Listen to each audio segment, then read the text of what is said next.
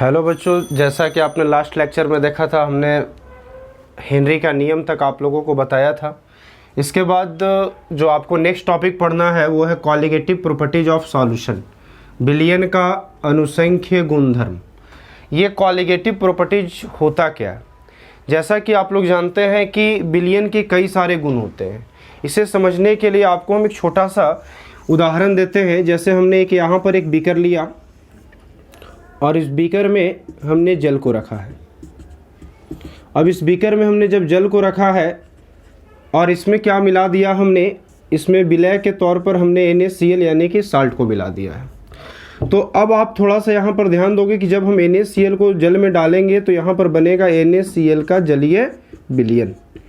अब देखो यहाँ पर होता क्या है कि जैसे अगर हम बात करें जल और NaCl के जलीय विलयन में, अगर NaCl को हम जब तक नहीं मिलाते हैं तब तक अगर हम जल की बात करें तो जल एक प्रकार का शुद्ध विलायक है। और जल शुद्ध विलायक है जिसमें आपने विलय को मिलाकर क्या किया है, विलयन का निर्माण किया है। तो जैसे ही हम किसी भी विलायक में विलय को मिलाते हैं तो जो विलयन बनता है उसके गुणों में क्या होता है, काफ़ी चेंजेज आ जाते हैं। जैसे अगर हम जल की बात करें तो आप अगर जल को गर्म करते हो नॉर्मली तो जल की टेम्परेचर कितनी होती है, जब बॉइलिंग पॉइंट कितनी होती है जल की, तो 100 डिग्री सेल्सियस ये जल का होता है। लेकिन जब ये विलयन बन जाता है तो इस विलयन का जो बॉइलिंग पॉइंट है वो ऐसा नहीं है कि वो 100 डिग्री सेल्सियस होगा, 100 डिग्री सेल्सियस प्लस होगा। यानी जो भी हो वैल्यू 102 हो, 3 हो, 4 हो, जो भी हो, मतलब जब भी होगा तो 100 से अधिक होगा। तो इसका कारण क्या है, इसके गुणों में चेंजिंग क्यों आ जाता है? जल की अगर बात करें तो उसका क्वथनांक जो है यानी बॉइलिंग पॉइंट जो है 100 डिग्री सेल्सियस है, लेकिन उसमें NaCl मिला देने पर या कोई भी विलय मिला देने पर उसके क्वथनांक में यानी बॉइलिंग पॉइंट में क्या हो जाता है, वृद्धि कर जाता है, या फिर कह सकते हैं बढ़ जाता है, या उसमें चेंजिंग आ जाता है। ऐसी तरह से अगर हम वाष्प की बात करें, वाष्प दाब की, तो जल की वाष्प दाब और विलयन के वाष्प दाबों में भी क्या आता है, चेंजिंग आता है। इसी तरह से हिमांक में भी चेंजिंग आता है। तो कहने का मतलब ये हुआ हमारा कि किसी भी विलयन में जब आप विलयन को बनाते हो और उसमें शुद्ध विलायक में विलय को मिलाते हो तो उसमें क्या होता है कि उनकी काई जो है ना, काफ़ी सारे गुणों में क्या आता है, चेंजिंग आ जाता है। और इसी चेंजिंग को जो है हम लोग यहाँ पर समझेंगे। और अनुसंख्य गुणधर्म की बात करें, कॉलिगेटिव प्रॉपर्टीज की अगर बात करें तो कॉलिगेटिव प्रॉपर्टीज ऑफ सॉल्यूशन क्या होता है, तो किसी भी विलयन का जो अनुसंख्य गुणधर्म है उसका हम आपको डिफिनेशन करा देते हैं। आप डिफिनेशन नोट कर लीजिएगा कि जब किसी भी शुद्ध विलायक में है ना, किसी विलय को मिलाते हैं तो विलयन के गुणों में क्या आता है, तो विभिन्नता आ जाता है, अंतर आ जाता है। इसे विलयन का हम क्या कर सकते हैं, अनुसंख्य गुणधर्म कर सकते हैं। इसको और हम एक आसान भाषा में समझ सकते हैं कि किसी भी विलयन का वह गुण या किसी भी विलयन का वैसा गुण जो सिर्फ विलय के संख्या पर निर्भर करता है, विलय के कणों की संख्या पर निर्भर करता है, तो उसे हम क्या कहते हैं, विलयन का अनुसंख्य गुणधर्म कहते हैं। बच्चों, विलयन के अनुसंख्य गुणधर्म जो होते हैं वो 4 प्रकार के होते हैं। अगर हम अनुसंख्य गुणधर्म यानी कॉलिगेटिव प्रॉपर्टीज को बांटें, क्लासिफाइड करें, तो क्लासिफाइड अगर करेंगे, अगर इसका हम वर्गीकरण करेंगे तो ये 4 टाइप्स में होता है। और इसमें जो पहला टाइप्स है आपका वो है relative lowering of vapour pressure. Relative lowering of vapour pressure यानी इसको हम लोग कहते हैं आपेक्षिक वाष्प दाब का अवनमन। आपेक्षिक वाष्प दाब का अवनमन।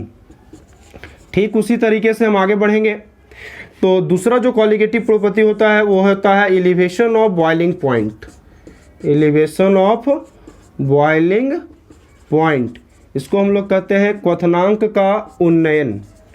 इसको क्या कहते हैं, क्वथनांक का उन्नयन।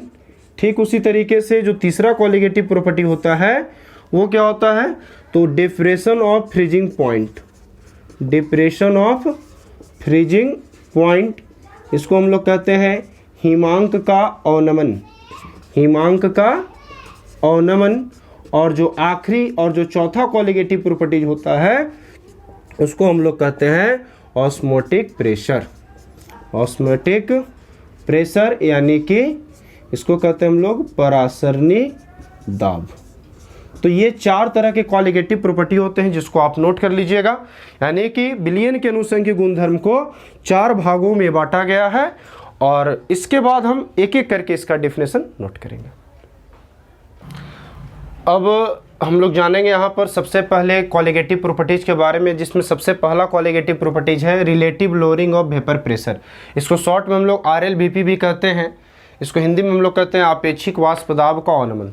देखो बच्चों, इसे समझने के लिए इससे पहले आपको समझना होगा लोअरिंग ऑफ वेपर प्रेशर, वाष्प दाब का पहले आपको अवनमन समझना होगा, तब आप समझ पाओगे आपेक्षिक वाष्प दाब का अवनमन। तो सबसे पहले हम आपको लोअरिंग ऑफ वेपर प्रेशर बता देते हैं। देखो, लोअरिंग ऑफ वेपर प्रेशर यानी वाष्प दाब का अवनमन बराबर होता क्या है, इसका डिफिनेशन क्या होता है वो आपको हम बता देते हैं। तो सबसे पहले डिफिनेशन नोट करेंगे कि जब किसी भी शुद्ध विलायक में किसी विलय को मिलाया जाता है तब विलयन के वाष्प दाब में जो कमी होता है उसे ही क्या कहते हैं, वाष्प दाब का अवनमन कहते हैं। तो हम यहाँ पर देखिए, आपको हम यहाँ एक एग्जाम्पल से स्पष्ट कर देते हैं। जैसे हमने 2 बीकर लिया है, एक बीकर में आप देख रहे हैं कि हम सिर्फ जल विलायक का इस्तेमाल किए हैं और दूसरे आप देख रहे हैं बीकर में हमने जल विलायक में एक अवाष्पशील विलय NaCl को हमने मिलाया है। अवाष्पशील विलय यानी कि अवाष्पशील विलय का मतलब होता है नॉन वोलाटाइल सॉल्यूट। अब देखो, थोड़ा सा यहाँ ध्यान देना है, नॉन वोलाटाइल सॉल्यूट का मतलब क्या होता है। तो देखो, नॉन वोलाटाइल सॉल्यूट यानी कि अवाष्पशील विलय का मतलब कि वैसा विलय पदार्थ होना चाहिए जिसे आप गर्म करते हो तो डायरेक्ट वेपर में चेंज नहीं होता हो। ठीक है, तो आप NaCl को हीट करोगे तो डायरेक्ट वेपर नहीं बनेगा, वो पहले क्या होता है, मेल्ट होता है यानी पिघलता है, तब जाकर वो क्या होगा, तो आगे जाकर वेपर का निर्माण करेगा। ठीक है, तो अब यहाँ पर हम लोग देखेंगे कि NaCl को जब जल में मिलाया गया और सिर्फ पहले जो जल रखा गया, तो इन दोनों में फ़र्क क्या है। तो आप देखते हो क्या कि जब हम जल को किसी ताप पर गर्म करते हैं, किसी भी ताप पर आप गर्म करते हो, ठीक है, और तब उससे क्या होता है, वेपर क्रिएट होता है, उससे क्या निकलेगा, वाष्प निकलेगा। ठीक है, अगर मान लीजिए यहाँ पर हम कोई भी एक टेम्परेचर लेकर, हम एक निश्चित ताप लेकर इसको हीट करते हैं और यहाँ पर मान लीजिए इसका जो वाष्प दाब वो कितना है, 100 mm।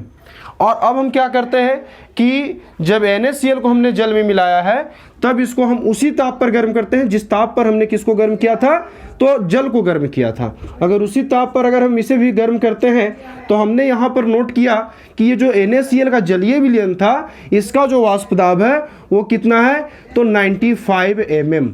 अब आप सोचोगे कि ये वाष्प दाब में कमी कहाँ से आ गया। ये यहाँ 100 mm सिर्फ जल जब था तो 100 mm था, और यहाँ जल का जब NaCl का विलयन बना दिया गया तो कितना हो गया वाष्प दाब, 95 mm। तो इसमें फ़र्क क्या हो गया है, आप समझना थोड़ा ध्यान से। जब हम जल को गर्म करेंगे तो इसमें क्या है, सिर्फ H2O के अणु है। किसके अणु है, H2O के अणु है। तो जब हम गर्म करते हैं तो इसके H2O के सिर्फ अणु क्या करते हैं, इसके ऊष्मा को अवशोषित करके वाष्प में क्या होते हैं, चेंज हो जाते हैं। लेकिन जब आप NaCl के जलीय विलयन को गर्म करते हो तो इसमें क्या होता है कि NaCl और जल दोनों के कण मौजूद हैं। तो होता क्या है कि इस ऊष्मा को जल भी अवशोषित करता है और NaCl भी अवशोषित करता है। तो जिस कारण से यहाँ पर जितना वेपर पहले बना था जल के साथ, सिर्फ जल था, और अब यहाँ जब NaCl जल में घुल गया है तो यहाँ वेपर इसके अपेक्षा क्या बनेगा, कम बनेगा। सिंपल सा चीज़ है, क्योंकि उतना ही ऊष्मा में यहाँ सिर्फ जल के कण वेपर जो बना रहे हैं और उतना ही ऊष्मा में यहाँ NaCl और H2O दोनों कण क्या करते हैं, ऊष्मा को कंज्यूम कर रहे हैं, ऊष्मा को अवशोषित कर रहे हैं। तो अब यहाँ पर आप समझना है आपको बात को कि यहाँ पर हमने क्या देखा कि विलयन के वाष्प दाब में विलायक की अपेक्षा क्या आ गया है,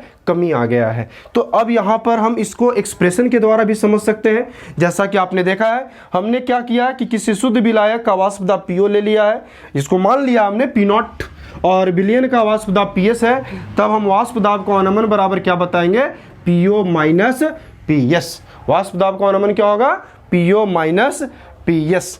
तो अब इसको आप नोट करेंगे, इसके बाद हम आपेक्षिक वाष्प दाब का अवनमन बताते हैं। जैसा कि आपने देखा कि वाष्प दाब का अवनमन जो होता है वो क्या होता है, PO minus PS, P0 minus PS।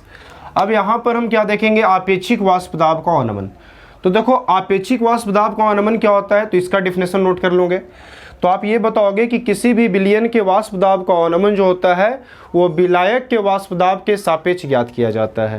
यानी किसी भी विलयन के वाष्प दाब का अवनमन विलायक के वाष्प दाब के सापेक्ष ज्ञात किया जाता है, जिसे हम लोग क्या कहते हैं, आपेक्षिक वाष्प दाब का अवनमन कहते हैं। तो यहाँ पर हमने दिखा है, यहाँ पर सूत्र के रूप में क्या लिखा है, तो आपेक्षिक वाष्प दाब का अवनमन बराबर क्या हो जाएगा, P not minus P S, और बाई क्या हो जाएगा, पी नॉट, क्योंकि हमने विलायक के वाष्प दाब के सापेक्ष इसको ज्ञात किया है। तो इस सूत्र को आप लोग नोट करेंगे। अब देखो जो बड़ा सबसे इंपॉर्टेंट चीज़ है वो सारे कॉलिगेटिव प्रॉपर्टीज में आपको मिलेगा, तो कुछ लॉ मिलेगा, कुछ नियम मिलेंगे। तो इसके लिए रॉल्ट्स ने, एक रावल नामक साइंटिस्ट है, इसको हम लोग रॉल्ट्स पढ़ते हैं इंग्लिश में, हिंदी में रावल आपको बुक में लिखा हुआ रहेगा। तो रॉल्ट्स लॉ फॉर RLBP, यानी शॉर्टकट हमने लिखा है relative lowering of vapour pressure, आपेक्षिक वाष्प दाब के अवनमन के लिए रॉल्ट्स का नियम। तो जैसा कि आपने देखा यहाँ पर लिखा हुआ है कि किसी भी विलयन के आपेक्षिक वाष्प दाब का अवनमन जो है उस विलयन में उपस्थित विलय के मोल प्रभाज के बराबर होता है। यानी किसी भी विलयन के आपेक्षिक वाष्प दाब का अवनमन उस विलयन में उपस्थित विलय के मोल प्रभाज के बराबर होता है। तो इसको हम दिखाने के लिए हमने यहाँ पर एक एक्सप्रेशन भी प्रयोग किया है, जैसा कि आप देख रहे हैं, आप जानते भी हैं कि आपेक्षिक वाष्प दाब का जो अवनमन होता है वो PO minus P S, P not minus P S by P not होता है, और विलय का जो मोल प्रभाज होता है वो small N by small N plus capital n होता है ना।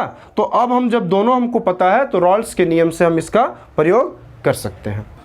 तो इसके बाद हम रॉल्ट्स के नियम से जानेंगे। तो रॉल्ट्स के नियम से क्या हो जाएगा बाबू, तो आपने पढ़ा कि आपेक्षिक वाष्प दाब का अवनमन जो होता है विलय के मोल प्रभाज के बराबर होता है। यानी P O minus P S by P O equal to क्या हो जाएगा, small N by small N plus capital N. ये फॉर्मूला नोट कर लोगे, न्यूमेरिकल में काम देगा। ये रॉल्ट्स के द्वारा दिया गया फॉर्मूला है। इसके बाद देखो बच्चों, आपके न्यूमेरिकल सेक्शन में जब आप किताब में न्यूमेरिकल पढ़ोगे तो उसके लिए आपको इसके द्वारा जो न्यूमेरिकल मिलेगा उसमें आपको विलय के आणविक द्रव्यमान यानी सॉल्यूट के मोलर मास निकालने के लिए भी आपको दिया जाएगा। तो इसके लिए हम आपको एक एक्सप्रेशन पढ़ा रहे हैं, find the molar mass of solute bye RLBP। RLBP देखो बार बार हम लिख रहे हैं, इसका मतलब कि relative lowering of vapour pressure, इसको हम शॉर्ट में लिख रहे हैं। तो आपेक्षिक वाष्प दाब के अवनमन के द्वारा विलय का आणविक द्रव्यमान का निर्धारण। तो यहाँ पर इसको निर्धारित करने के लिए हम एक व्यंजक बनाते हैं, एक एक्सप्रेशन बनाते हैं। तो जैसा कि आपको हमने पहले रॉल्ट्स का नियम बता चुका है, तो रॉल्ट्स के नियम में आपने क्या पढ़ा है, P O minus P S by P O equal to small N by small N plus capital N. इसको हम समीकरण 1 मान लेते हैं, ठीक है।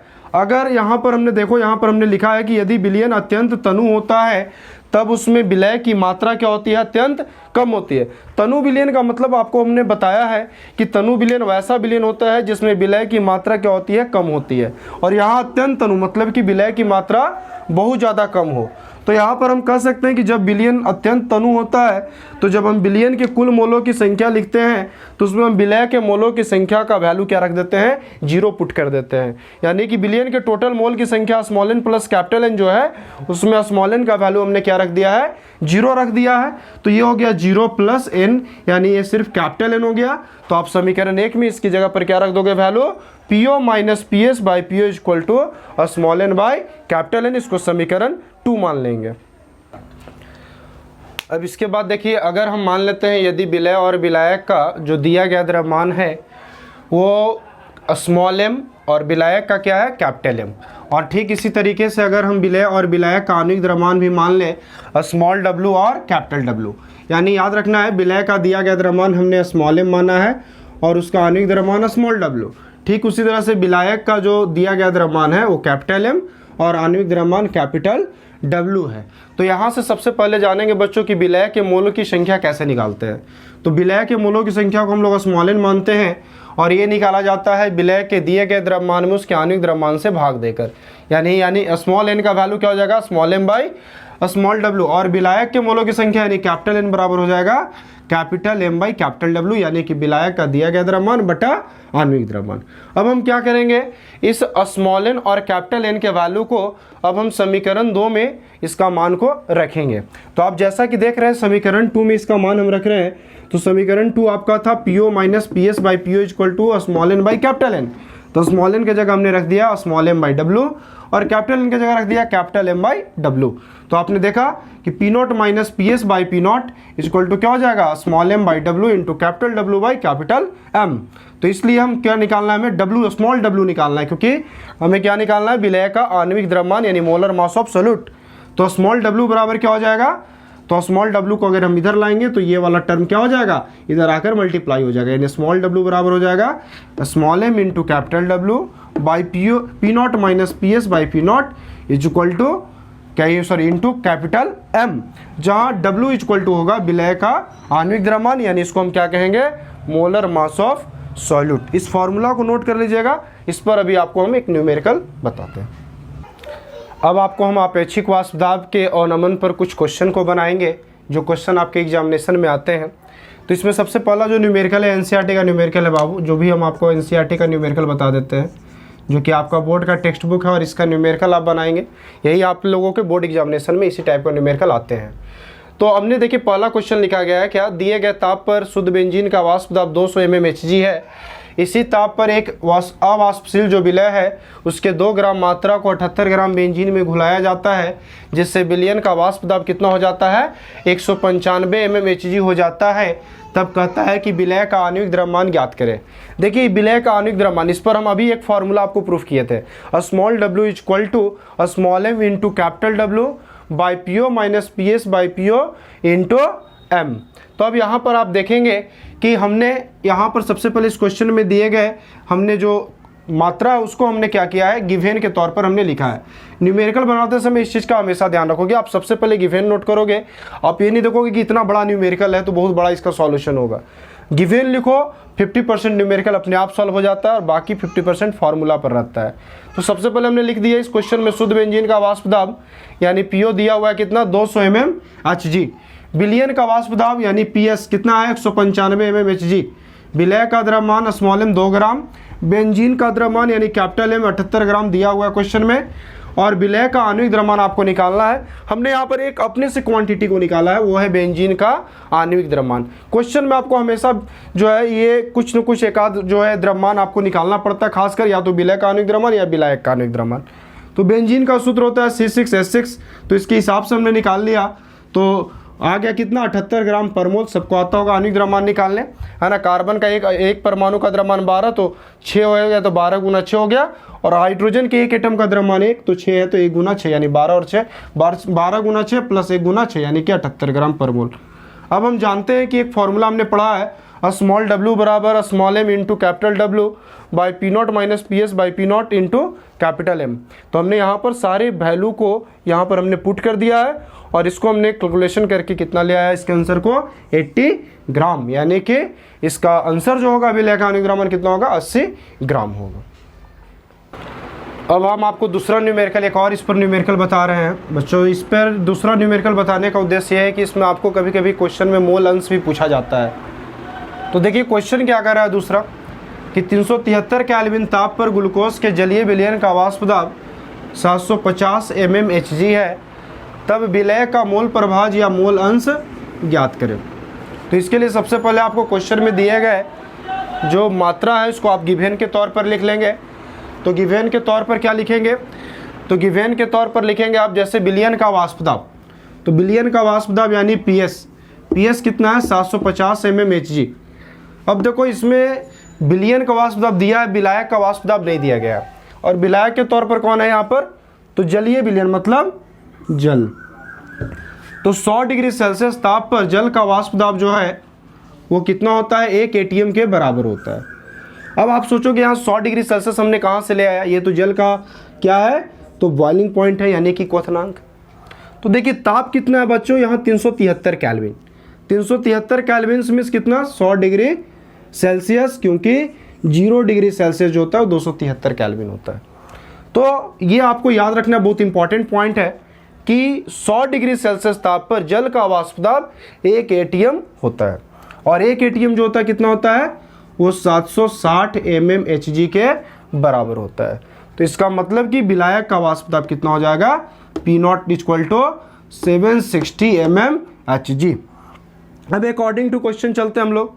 तो रॉल्स के नियम से क्या जानते हैं हम लोग, तो P not minus P S by P not is equal to small N by small N plus capital N.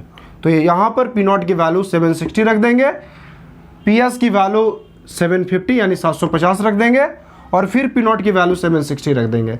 और ये small N by small N plus capital N का हम वैल्यू क्यों नहीं रख रहे? क्योंकि यही जो है क्या है, विलय का मोल प्रभाज है। ये क्या है? विलय का मोल प्रभाज। तो ये विलय का जब मोल प्रभाज है तो हमें यही तो निकालना है। तो यानी कि इसलिए small N by small N plus capital N equal to हो जाएगा, इसको माइनस कर लेंगे तो 10/760 हो जाएगा, 0 से 0 कट जाएगा तो हो जाएगा 0.0176, यानी कि ये इस न्यूमेरिकल का क्या होगा? आंसर होगा। तो आज आपको हमने ये बताया अपेक्षिक वाष्प दाब का अनुमान, और इससे संबंधित आपको 2 इम्पॉर्टेंट न्यूमेरिकल्स। आप लोगों को ऐसे ही बुक में इस टाइप के न्यूमेरिकल्स को सॉल्व करना है, और कोई भी इस टॉपिक से रिलेटेड आपको न्यूमेरिकल्स हो या जो भी इसमें आपको हमने डिफिनेशन हो या कोई भी हमने चीज़ ऐसा बताया हो जो आपको एक थोड़ा सा कन्फ्यूजिंग लग रहा हो, तो आप उसको कमेंट बॉक्स में डाल दीजिएगा, जिसका हम सॉल्यूशन नेक्स्ट आपके वीडियो में किया जाएगा। तो ये आपका लेक्चर पार्ट 4 समाप्त होता है।